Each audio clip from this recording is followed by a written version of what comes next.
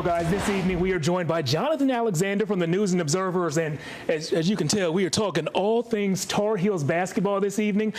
Jonathan, we saw the Carolina guys pick up two big wins this week, blowout wins over ranked opponents. What did that tell you about this year's team?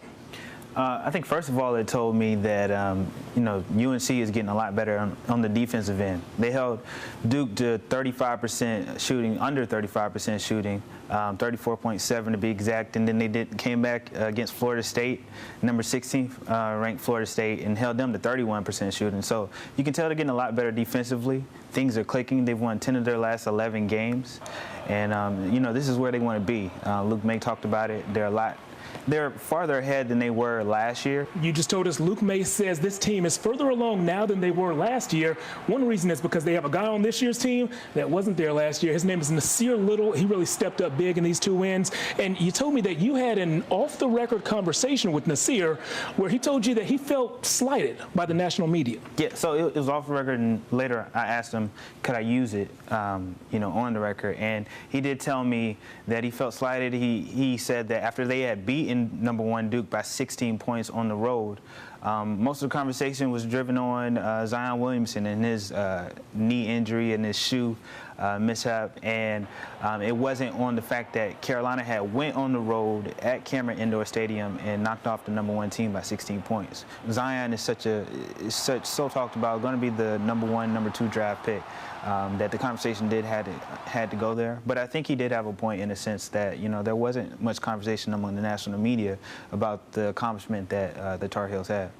You beat the number one team on the road. You're supposed to get hyped up. I feel where Nassir is coming there. Yeah. And speaking of number one teams, we're getting close to March Madness. I was reading some bracketology predictions earlier today. They predict the Tar Heels will be a number 2 seed, but you told me earlier off camera that they might actually jump up to a number 1 seed. How could they get that done? I do think it's possible. A lot of things have to go right for them, and some things have to fall in place. So I think that if North Carolina was to finish the regular season by beating Syracuse, beating Clemson on the road, beating Duke again, and make it at least to the semifinals of the ACC tournament, I think their resume is good enough that they can get a number 1 seed, because that would leave them with 6 losses if that scenario played out.